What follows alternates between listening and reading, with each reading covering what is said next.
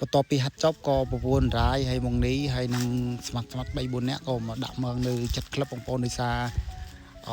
សុំមិញខ្ញុំជិះកាត់ប្លោះហ្នឹងក៏ឃើញតពាំងមួយហើយត្រីច្រើនមែនតើហើយក្នុងហ្នឹងវាល្បាប់វាងជ្រៅអញ្ចឹងយើងពិបាកបងស្នាញ់មានវិធីមួយយ៉ាងឯងគឺយកមើងមកដាក់ឥឡូវរាយកំពុងរៀបចំដាក់មើងឲ្យបងប្អូនបាទអូគាត់ថាត្រីបុកជួងមែនតើត្រីវាត្បល់ផុកហើយរាយហើយខ្ញុំរាយហ្នឹងគឺដាក់មើងកន្លះ3កន្លះចាំមើលតើនឹងបានត្រីឬអត់ទេដោយសារទឹកវាផុកជ្រៅផងឥឡូវបន្ទាប់ពីដាក់មើងហើយយើងមកហូបបាយសិនបងប្អូនបាទមកហូបបាយរៀងហែវដែរពេលយើងហាត់ចប់បងប្អូនអើយធួយស្ដាយវាចោលហើយស្ដាយពួកនេះខ្ចីអែមរ៉ៃនេះ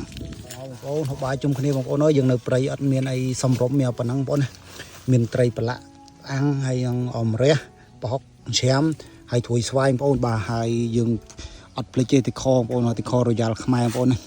ហើយស្រួលកោះមែនតើនិយាយកោះចាក់មករ៉ៃមើលកោះមើលស្រួលបងចាក់កោះមើលស្រួលកោះអត់អូយបងប្អូនបាទ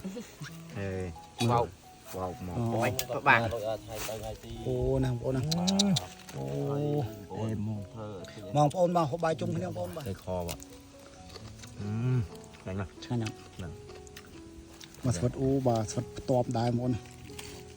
អូណាដើរព្រៃចឹងយើងមិនភ្លេចបងប្អូននៅតែខរយ៉ាល់ខ្មែរបងប្អូននិយាយមានរសជាតិឆ្ងាញ់ម្រៃសាក់ភ្លក់តែខខ្មែរយើងមើលតែខនេះរយ៉ាល់ជ្រលក់បងប្អូនអូយ